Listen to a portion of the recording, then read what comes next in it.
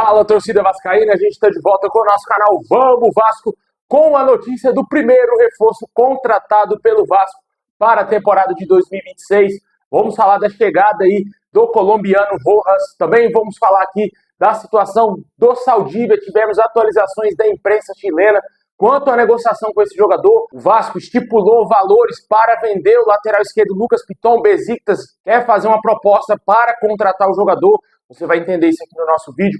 Vamos falar também do ultimato à Betfair, que ainda tem uma mínima, mais mínima possibilidade de continuar no Vasco.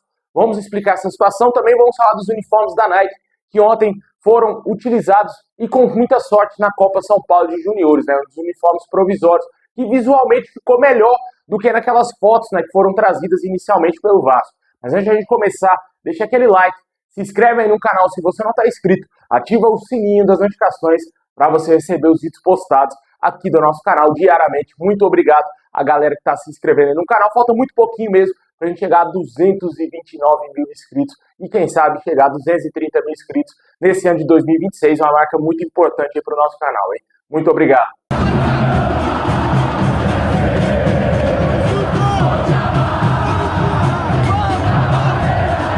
Bom, pessoal, ontem o Vasco venceu o Velo Clube na estreia na Copa São Paulo de Juniores por 2-0. E esse jogo marcou também, além da estreia na Copinha, a estreia do uniforme provisório da Nike aí, como a nova fornecedora do Vasco. A Nike levou para os garotos da base uniformes ali meio que uma emenda, né, cara? Porque a Nike pegou camisas que já existiam, colocou a cruz de Malta e a faixa, né? Para o uso dos jogadores ali provisoriamente na Copa São Paulo. Só que na primeira imagem que a gente viu, quando o Vasco divulgou os relacionados, a lista de jogadores que iriam para a Copa São Paulo, de quebra a gente já viu a imagem dessa camisa, né? Só que essa camisa não agradou no primeiro momento a ninguém, né? 99% dos torcedores detestaram esse uniforme provisório do Vasco, só que visualmente ali no jogo deu uma melhorada, né? Você vê ali o uniforme com o calção, com o meião todo preto, ficou bonito, né? Eu achei que saiu de nota 2 para nota 5, ou até mesmo 5,5. Eu compraria se fosse à venda esse uniforme provisório. É uma camisa que ainda não é a camisa principal, não será a camisa que os jogadores titulares do time do Vasco principais irão utilizar em 2026, para deixar claro. Vi muito torcedor comentando isso por aí, torcedor leigo demais, achando que esse uniforme seria o uniforme da temporada, falando que a capa é melhor, que isso, que aquilo, acabando com a Nike, né? Só que eles não têm ideia que esse não é o uniforme principal de jogo do Vasco para a temporada, para os jogadores principais. Ainda tivemos uma novidade quanto ao uniforme de treino. A gente está vendo os jogadores profissionais do Vasco utilizarem esse uniforme. Parece ser um uniforme provisório, mas o template é oficial. Essas são as informações que a gente tem, que foram trazidas pelo Rodrigo Silvério. O Vasco pode ter uma mudança aí nessa cor, ou talvez no formato desse uniforme de treino que vai sendo utilizado agora nos momentos iniciais da temporada. Só que o template será o mesmo, vai continuar dessa forma aí. Causou uma certa diferença, foi o uniforme do Corinthians, né, que teve um template totalmente diferente, tanto do Vasco e também do Atlético Mineiro, sendo que o Vasco é um clube de elite da Nike e está trazendo um uniforme talvez assim um pouco mais antigo, digamos assim, para o Vasco nesses treinos, né? Vamos ver o que vai acontecer, se o Vasco vai receber uma nova leva de uniformes de treino durante aí esse início de temporada, assim que lançar as novas camisas da Nike, que a tendência é que sejam lançadas na próxima semana ou no mais tardar até o dia 12. O Vasco fechou contrato aí com a Nike, 7 anos de contrato, os valores podendo chegar a 40 milhões de reais anuais aí, investidos pela Nike no Vasco, em caso de metas e bônus também que o Vasco pode alcançar.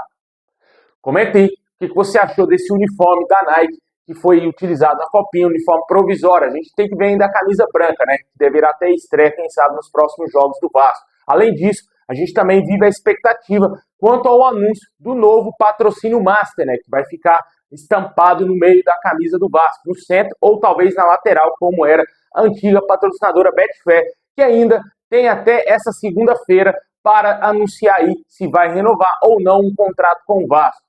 Esse é o ultimato, o Vasco tem mais um dia, a Bet vai ter mais um dia aí para anunciar se vai patrocinar, continuar patrocinando o Vasco ou não. Aparentemente, não deverá dar continuidade no segmento aí de patrocínio master do nosso clube e o Vasco deverá já buscar uma nova casa de apostas, que é hoje 99,999% de chance de ser a Energia Bet. foi a última empresa especulada aí, que pode ser a nova patrocinadora master do Vasco, pagaria em torno de 70 milhões fixos, podendo chegar até 90 a 100 milhões, dependendo aí de bônus, metas que o Vasco possa alcançar durante o contrato, né? Metas um pouco mais fora do padrão, né? Talvez ser campeão da Libertadores, campeão mundial e por aí vai. Mas vamos ver o que vai acontecer quanto ao patrocínio master. Assim que a gente tiver alguma novidade, vamos trazer aqui no nosso canal.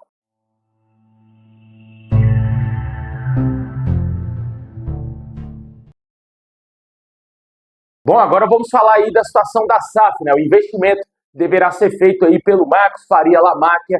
Segundo as informações que a gente teve aí nos últimos dias, ele está muito perto de assinar o memorando de entendimento até o mês de março para começar a ser o novo dono do futebol do Vasco e investir cerca de 2 bilhões de reais no Vasco aí nos próximos 5 anos. A expectativa é muito grande para que ele assine o mais rápido possível e possa começar a investir em reforços agora, em contratações, em melhorias no CT, em estrutura para o Vasco, para que o Vasco possa ter um elenco mais forte para essa temporada de 2026. Existe uma possibilidade do Vasco fazer um empréstimo ponte, que poderia ser emprestado essa grana pelo Marcos Faria Lamáquia, para que o Vasco contrate jogadores agora, comece aí a melhorar a estrutura também do CT e por aí vai, né?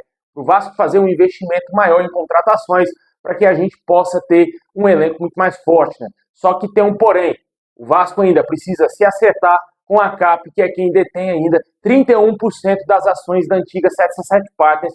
O Vasco já fez uma proposta nos últimos dias de 86 milhões de reais para comprar essa parte da CAP. E esses valores seriam divididos em 4 vezes. A notícia que a gente tem é que a CAP está fazendo jogo duro para conseguir vender essa SAF ao Vasco, até porque eles querem receber ao máximo, recuperar ao máximo o investimento feito pela 777 Partners. E com certeza isso pode ser um entrave ainda na negociação com o Vasco quanto à venda da parte da 777 Partners para o nosso clube. A situação é a seguinte: caso o Marcos Faria Lamáquia assine o memorando de entendimento com o Vasco já vai ter que ter agilizado e ter comprado a parte da CAP. Ou talvez esse mesmo investidor tenha entrado em contato e tentar fechar ele mesmo acordo com a empresa que está gerindo os negócios da antiga 777 Partners. Só esse cenário fará com que o Marcos Faria Lamáquia assine o memorando de entendimento. Caso o Vasco não consiga, por agora, resolver essa situação junto à CAP, o Vasco vai ter que esperar mais tempo para conseguir vender a nossa SAF e pode ser que nem seja nesse primeiro semestre que aconteça a venda da SAF aí para o Marcos Lamáquia, né? Vamos ver o que vai acontecer nessa situação aí, a situação pode ser preocupante, mas muitas pessoas do Vasco têm confiança que vai dar tudo certo. E segundo as informações do canal Atenção Vascaínos, que trouxe aí no fim da semana passada, acho que foi na sexta-feira, o Marcos Faria Lamáquia deverá assinar um memorando de entendimento até março. Com certeza o Vasco aguarda que seja resolvida essa situação com a CAP o mais rápido possível. Bom, e agora vamos falar de chegadas e saídas, cara. Tivemos uma informação importante envolvendo a possibilidade de saída do Lucas Piton do Vasco. O Besiktas da Turquia está de fato muito interessado na contratação do jogador e o clube estaria tentando negociar com o Vasco uma redução para conseguir comprar o atleta. O Vasco estaria pedindo cerca de 7 milhões e meio de euros, o que dá aproximadamente 50 milhões de reais para vender o lateral esquerdo Lucas Piton. A direção do Besiktas tenta reduzir esse valor para 5 a 6 milhões de euros, algo que o clube turco tem condições de pagar agora pelo lateral esquerdo Piton. Acho muito pouco, 7 milhões e meio de euros, até porque é uma posição muito escassa, não somente no Brasil, mas no futebol mundial. E o Piton é um jogador regular, cara, vai te entregar assistências, vai te entregar gols, pode ser um jogador importante, jogando na Turquia também. E com certeza, na minha opinião, é muito baixo o que o Vasco está pedindo por ele, 7 milhões e meio de euros. Tem que ser no mínimo ali 10 a 15. É um jogador jovem ainda, tem potencial para mais evolução. Com certeza, eu acho que o Vasco está vendendo o Piton e se vender por esses valores, um valor abaixo. O que o Besiktas quer pagar é mais abaixo ainda, né? Entre 5 e 6 milhões de euros. Será muito difícil o Vasco vender o Lucas Piton, achar um novo lateral esquerdo de excelência, de regularidade, como é o nosso lateral. Como eu falei, por mais que ele tenha feito uma temporada abaixo, ter tido essa lesão na reta final, sequer jogou os jogos finais da Copa do Brasil, mas foi um jogador já importante aí para o Vasco. Ainda segue sendo importante, na minha opinião, porque além dele não ter reserva, ele é um jogador acima da média aqui para a posição no Campeonato Brasileiro, né? Vamos ver o que vai acontecer Nessa situação do Lucas Piton, também tem a situação do Paulo Henrique, que a gente já falou aqui algumas vezes. O Vasco pretende vender o jogador no mínimo aí por 55 milhões de reais, segundo as informações. Inter de Milão e o Al Ittihad da Arábia Saudita teriam demonstrado interesse, segundo as últimas informações que a gente tem sobre a possibilidade de saída do Paulo Henrique. Quanto às chegadas, enfim, temos o nosso primeiro reforço contratado para a temporada de 2026. O Vasco fechou, concretizou o acordo aí com o Johan Rojas. O jogador é novo reforço do Vasco. A contratação do meio atacante é por empréstimo junto ao Monterrey, com opção de compra de 3 milhões e meio de dólares, aproximadamente 18 milhões e meio de reais. O jogador deverá chegar nessa semana agora no Rio de Janeiro para realizar exames e ser oficializado e apresentado oficialmente como novo reforço do Vasco, o primeiro reforço, né? Um jogador aí que já tem algumas janelas de transferências que o Vasco está tentando contratar ele e finalmente conseguiu concretizar o negócio. Já foi um negócio bem positivo desde o início, né? O staff do atleta, no primeiro momento, já deixou bem claro que o jogador tinha o desejo de sair do futebol mexicano. Eles queriam que o jogador saísse da liga para vir jogar no futebol brasileiro. Se especulou até Atlético Paranaense sem fundamento nenhum, essa informação aí que eu vi nos últimos dias, não tinha fundamento algum, o Vasco já estava tudo fechado com Rojas e inventaram do nada essa informação que o Atlético Paranaense estava tentando atravessar a negociação do Vasco. Por isso que eu falo, não acredita em quase nada que você vê por aí, meu amigo. Muita gente falando a todo tempo, pouca gente sem credibilidade, pouca gente aí sem condições de fazer jornalismo de qualidade, né? E na minha opinião, o Rojas é um jogador que é desconhecido totalmente, não sabemos se ele vai chegar e ser o novo Benjamin Garré, o novo Jean Davi. Isso pode acontecer, mas também pode acontecer que ele venha para o Vasco, seja uma surpresa, como foi o Nino Moreira, como foi o Andrés Gomes, né? Pode ser, né? Vamos ver o que vai acontecer. O Vasco, nesses últimos tempos, as últimas contratações de colombianos, deu certo, né? Foi o Andrés Gomes e também o Carlos Cuesta, mas anteriormente, alguns colombianos passaram pelo Vasco, não foram tão bem assim, né? Gustavo Torres, também teve a situação do Emerson Rodrigues, que foi muito tempo criticado, muito criticado pelos torcedores. O único colombiano que a gente gostou bastante lá do passado mesmo foi o Riascos, né? Que mesmo assim não era um jogador de excelência, mas caiu nas graças do torcedor, porque ele acabou com os mulambos e fazia muito gol também em clássico. Com certeza, o Riascos mora no coração do torcedor vascaíno e os colombianos que vieram pós-Riascos, poucos tiveram sucesso. Anteriormente teve o Monstroia, né? Quem não se lembra, né? O Montoya, que foi uma lástima total, e depois vieram outros colombianos bem abaixo, né? Quem não lembra do Manguita, né? Com certeza foi um jogador muito ruim também que passou pelo Vasco. Tem aí também o Gustavo Torres, que eu falei, o Emerson Rodrigues, e depois agora que acertamos aí com o Cuesta e também o Andrés Gomes. Agora vamos ver se o Rojas vai dar certo aí com a camisa do Vasco, se vai ser um jogador importante. Quanto ao Alan Saldívia, jogador tem a negociação emperrada, meu amigo. Segundo a imprensa chilena, o Colo-Colo recusou novamente a proposta do Vasco. Foi trazido pelo canal Atenção Vascaíno nos últimos 2 dias atrás que esse jogador já estaria praticamente fechado com o Vasco e que já era guardado no Rio de Janeiro nessa semana agora, nessa próxima semana.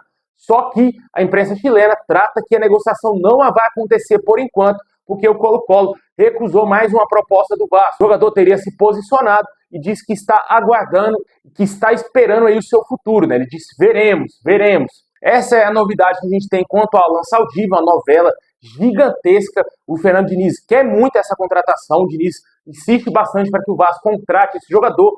Caso o Diniz não insistisse, talvez o Pedrinho já teria até desistido da contratação do Saldívia e teria buscado um outro nome no mercado, juntamente ali com o Felipe e o Admar Lopes e o seu scout. Com certeza, vamos aguardar, ver se vai ter um negócio positivo com o uruguaio que está lá no Colo-Colo. É uma negociação que eu já estou começando a acreditar que esse cara não vem mais para o Vasco, hein? Se vier, com certeza vai ser para compor o nosso elenco sem estar titular, porque o Cuesta é muito mais jogador e também o Robert Renan é o único zagueiro que temos ali pelo lado esquerdo. Também tem o Lucas Freitas, que está em vias de ser negociado. E assim que a gente tiver também outras situações de outros nomes, como por exemplo a Abubakar, que foi oferecido ao Vasco, segundo a ESPN Brasil, ele está sendo analisado pela diretoria do Vasco e pela comissão técnica. O camaronês de 33 anos tem um desejo de jogar no futebol brasileiro e o último clube que ele foi oferecido foi ao Vasco. Anteriormente, São Paulo e Corinthians também teriam demonstrado interesse na contratação desse jogador.